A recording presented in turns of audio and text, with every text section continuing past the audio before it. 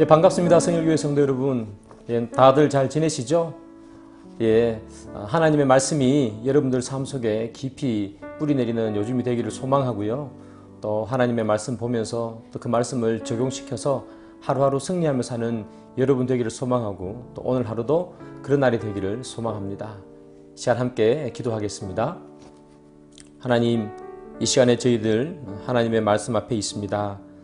하나님께서 주시는 귀한 말씀이 오늘 하루에 저희들의 살아가는 나침판이 되게 하시고 무엇을 해야 할지 어떻게 해야 할지 결정하는 귀한 기준이 되게 주님 인도하여 주옵소서. 예수님의 이름으로 기도드립니다. 아멘.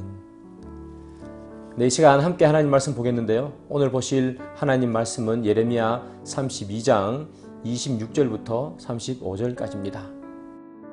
내가 매매 증서를 네리야의 아들 바룩에게 넘겨준 뒤에 여호와께 기도하여 이르되 슬프도소이다. 주 여호와여, 주께서 큰 능력과 표심팔로 천지를 지으셨사오니 주에게는 할 수 없는 일이 없으시니이다. 주는 은혜를 천만인에게 베푸시며 아버지의 죄악을 그 후손의 품에 갚으시오니 크고 능력 있으신 하나님이시오. 이름은 만군의 여호와시니이다. 주는 책략에 크시며 하시는 일에 능하시며 인류의 모든 길을 주목하시며 그의 길과 그의 행위의 열매대로 보응하시나이다. 주께서 애굽 땅에서 표적과 기사를 행하셨고 오늘까지도 이스라엘과 인류 가운데 그와 같이 행하사 주의 이름을 오늘과 같이 되게 하셨나이다. 주께서 표적과 기사와 강한 손과 표심팔과 큰 두려움으로 주의 백성 이스라엘을 애굽 땅에서 인도하여 내시고 그들에게 주시기로 그 조상들에게 맹세하신 바 젖과 꿀이 흐르는 땅을 그들에게 주셨으므로 그들이 들어가서 이를 차지하였거늘 주의 목소리를 순종하지 아니하며 주의 율법에서 행하지 아니하며 무릇 주께서 행하라 명령하신 일을 행하지 아니하였으므로 주께서 이 모든 재앙을 그들에게 내리셨나이다. 보옵소서, 이 성을 빼앗으려고 만든 참호가 이 성에 이르렀고 칼과 기근과 전염병으로 말미암아 이 성이 이를 치는 갈대아인의 손에 넘긴 바 되었으니 주의 말씀대로 되었음을 주께서 보시나이다. 주 여호와여, 주께서 내게 은으로 밭을 사며 증인을 세우라 하셨으나 이 성은 갈대아인의 손에 넘기신 바 되었나이다. 그때에 여호와의 말씀이 예레미야에게 임하여 이르시되 나는 여호와요 모든 육체의 하나님이라. 내게 할 수 없는 일이 있겠느냐. 그러므로 여호와께서 이와 같이 말씀하시니라. 보라, 내가 이 성을 갈대아인의 손과 바벨론의 느부갓네살 왕의 손에 넘길 것인즉 그가 차지할 것이라. 이 성을 치는 갈대아인이 와서 이 성읍에 불을 놓아 성과 집 곧 그 지붕에서 바알에게 분향하며 다른 신들에게 전제를 드려 나를 경노하게 한 집들을 사르리니 이는 이스라엘 자손과 유다 자손이 예로부터 내 눈앞에 악을 행하였을 뿐 아니라 이스라엘 자손은 그의 손으로 만든 것을 가지고 나를 경노하게 한 것뿐이니라. 여호와의 말씀이니라. 이 성이 건설된 날부터 오늘까지 나의 노여움과 분을 일으키므로 내가 내 앞에서 그것을 옮기려 하노니 이는 이스라엘 자손과 유다 자손이 모든 악을 행하여 내 노여움을 일으켰음이라.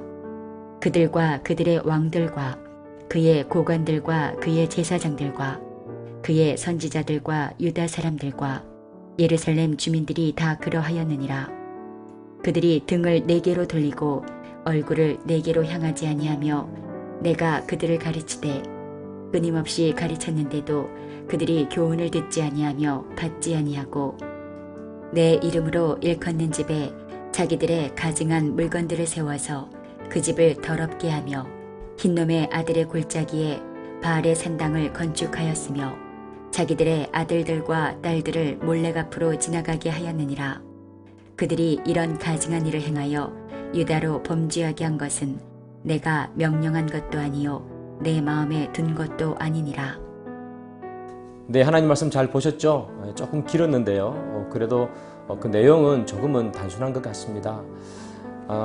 오늘 본문은 예레미야가 밭을 사고요, 매매 증서를 바룩에게 넘겨주는 이야기를 하고 있어요. 그 매매 증서를 바룩에게 넘겨준 다음에 이 예레미야가 바로 무엇을 하는가 하면 하나님께 기도하고 있는데요. 그 기도의 첫 마디가 무슨 말인가 하면 이렇게 나와요. 슬프도소이다, 이렇게 얘기합니다. 얼마나 슬프겠습니까?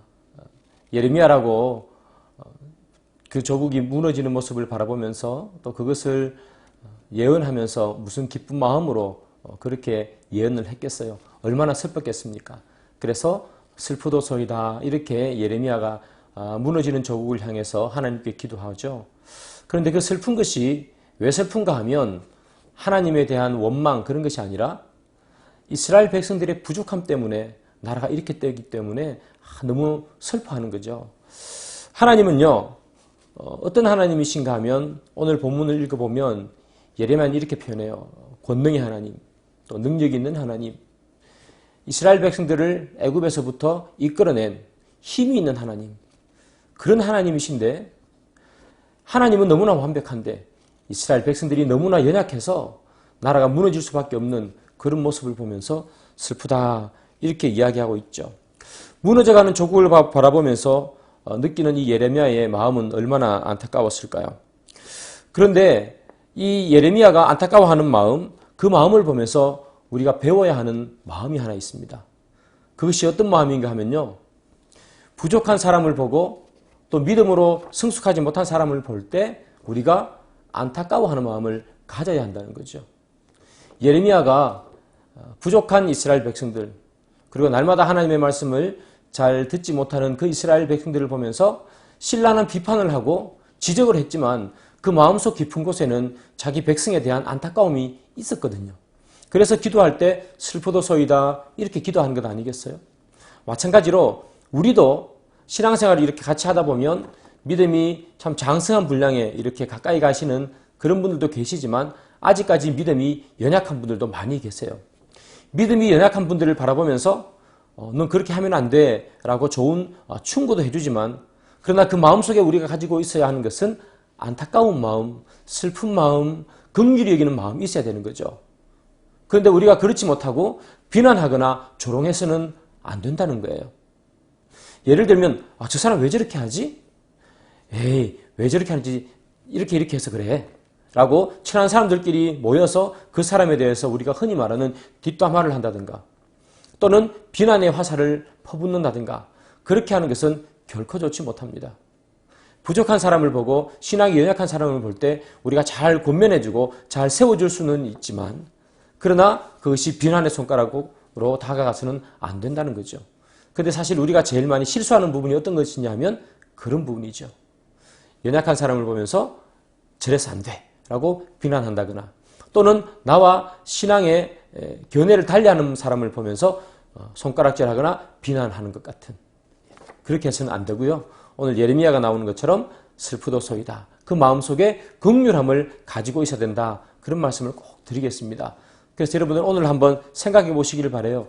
여러분들이 이제까지 신앙생활 하시면서 혹여나 믿음이 나보다 연약하거나 또는 부족한 사람들을 바라보면서 우리가 비난했거나 또는 조롱했거나 또는 뒷담화로 우리가 그분을 이야기한 적이 있다면, 이제 앞으로는 그렇게 하는 것이 아니라 하나님 앞에 먼저 기도하면서 슬픕니다, 안타깝습니다, 긍휼히 여겨주십시오 하는 마음으로 그렇게 기도하는 우리가 되기를 소망합니다. 계속해서 오늘 본문을 보면요, 하나님께서 이 예레미야의 기도, 슬프도소이다 하면서 하는 이 예레미야의 기도를 들으시고 하나님께서 대답하시는 장면이 나와요. 26절 이하에 하나님께서 그에 대한 대답을 하세요.